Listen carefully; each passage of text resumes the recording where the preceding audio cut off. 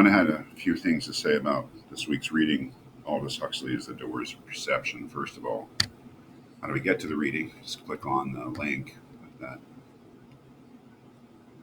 takes you to a page that has another link, just to make sure I wasn't able to directly link to the text. All of the, you can read it in whatever form you want. HTML, I think, is the right choice. So just click on that, and you're taken to Doors of Perception. Okay, so we can all figure that out. Well, The Doors of Perception by Aldous Huxley. Huxley was a novelist, an essayist, a general man of letters in early to mid 20th century. Very interesting person, very interesting writer. Most famous for a book called Brave New World, I guess.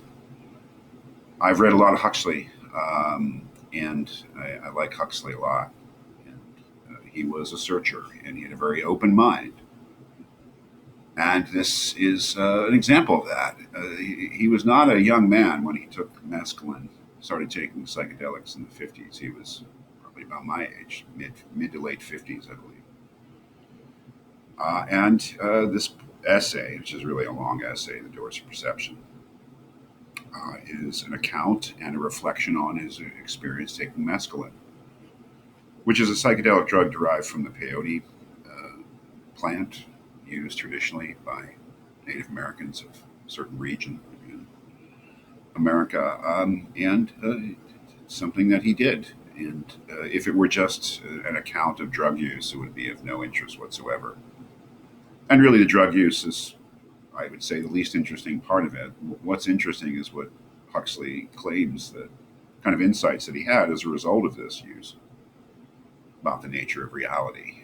And this sort of continues our initial theme here of the individual confronting reality. If it was Arjuna in the Bhagavad Gita, it's Aldous Huxley sort of confronting reality and changing ideas of reality. You can read it for yourself, but what's interesting, I think philosophically interesting, are some of the things that he has to say about consciousness and reality, and how those ideas changed as a result of his drug use, the use of mescaline. One of the first things he gets into is the loneliness of consciousness. Right? Here he says, we live together, we act on and react to one another, but always and in all circumstances we are by ourselves. That is, that he believes in a kind of a lonely subjectivity, that each conscious being is a kind of an island, and we try as best we can on the basis of our own experience to understand how others think and how others see the world. And most of the time we figure that we can't be too far off, because we figure that we're pretty much like everyone else, but we're not like everyone else, I mean, that is what he's most interested in, are the ways that unusual and exceptional people see the world. And he's thinking of visionaries, great poets or religious mystics. He mentions William Blake, where he gets the title of the book from, If We Could Cleanse the Doors of Perception, from a Blake poem. So he's interested in maybe experiencing the world in a different way, and hopefully, I think from his point of view, experiencing it in a way that's more intense and unusual and insightful. Something more like the kind of visions that a genius or a great mystic, a religious thinker might have. So he takes mescaline, and like what happened, and it's interesting, right? What happened? It was not what he expected. He expected to sort of close his eyes and just watch the show, Like, I've never taken drugs. I don't know, man. I mean, I'm reliant on secondhand experience. I've never taken psychedelics. I don't suggest anyone ever use drugs. I don't think you need to get through life. But I don't know. Like, he was thinking, stories he had heard. Like, he just sort of close his eyes and watch some magical show that would sort of parade before his eyes. And it wasn't like that at all. For him, it wasn't like that at all. What was interesting for him was just the way that it changed the character of ordinary perception, or the perception of ordinary things. The miracle of naked existence, he says. What changed in the way that Huxley saw the world is that ordinary objects became fascinating, that ordinary objects became profound, and that ordinary everyday perception became profound. And what here it's interesting. He's with friends, and I think his wife is there, and other people, some people who have had some experience with people taking mescaline. So he's very safe, to the point where as he's coming down, they drive him to this big drugstore in Los Angeles, and it's where he finds the Van Gogh book and everything, which is just hilarious. Huxley was an English expatriate who settled in California, and I think in Los Angeles. He was part of a group of Englishmen writers, Christopher Isherwood, W.H. Auden, who left England before World War II and just settled in America. But there's a great part where they take him to this huge drugstore and he wanders around. You can imagine. It's pretty funny. But somebody says to him, "Is it agreeable?" Somebody asked. And Huxley says, "Neither agreeable nor disagreeable," I answered. "It just is." And Istigkeit, isness, is the overwhelming impression that he has, is that he is experiencing the being of things. Ordinary objects become magical because he has some insight into their true being, or their becoming, really. It's a very interesting, maybe to compare with the ontology of Krishna in the Bhagavad Gita, where it's being that matters, and only matters, it seems, and becoming, change, is not important. Whereas Huxley's experience is that they're both necessary elements of something's Istigkeit, or isness. It's both being and it's becoming. It's becoming something as well as being something. I don't know. It was interesting. But a great change in perspective when he's under the influence of mescaline. One of the interesting things, I think, here, somebody says, "What about spatial relationships? How are you perceiving space differently?" And he says it was difficult to answer. And one of the reasons it's difficult to answer is because spatial relationships under the influence of mescaline were not unimportant. The usual way that we view the world is very practical because we need to get around in it. So spatial relationships are of prime importance. But under mescaline, those practical things just completely those practical concerns fade away, and other aspects of reality, of ordinary objects, become more prominent.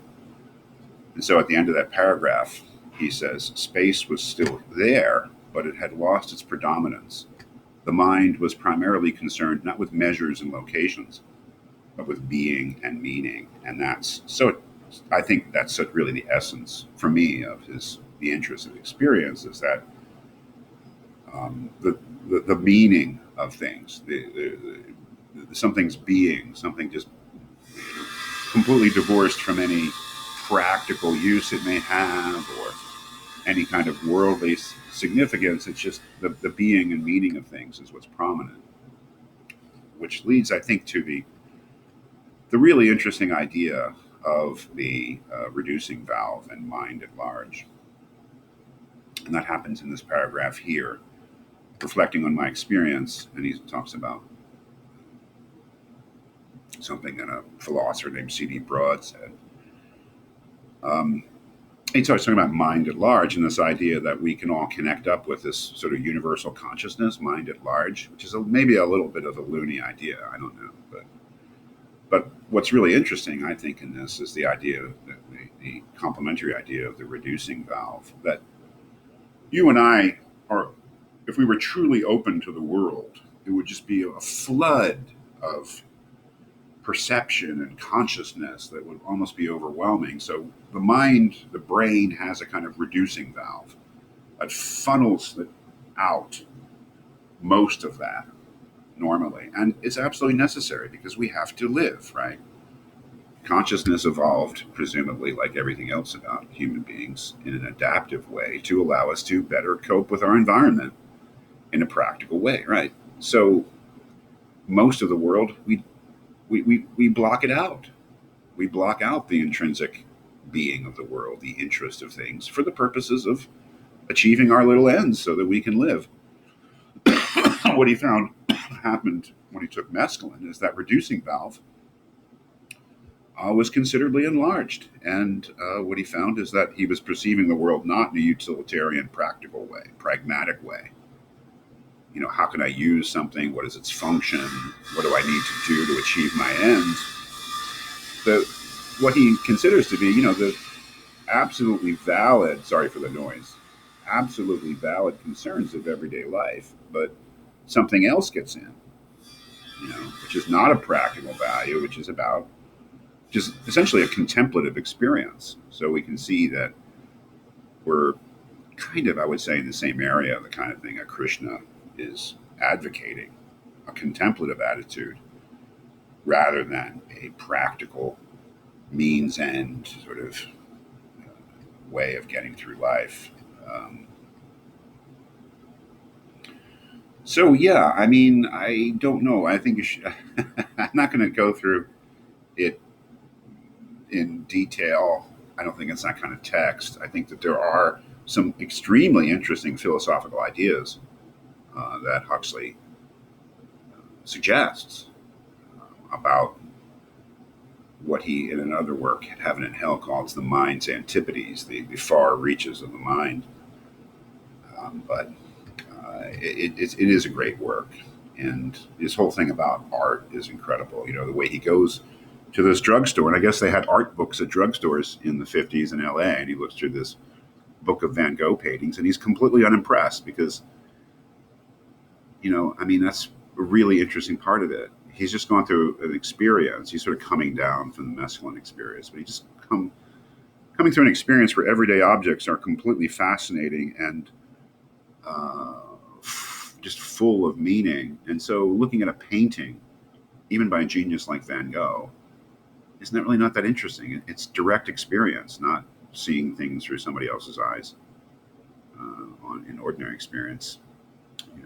Seeing things as symbols, basically, or representations, is just comparatively uninteresting compared with the direct experience of ordinary objects, like a flower on his table, or looking at the folds of his trousers, and looking at his leg.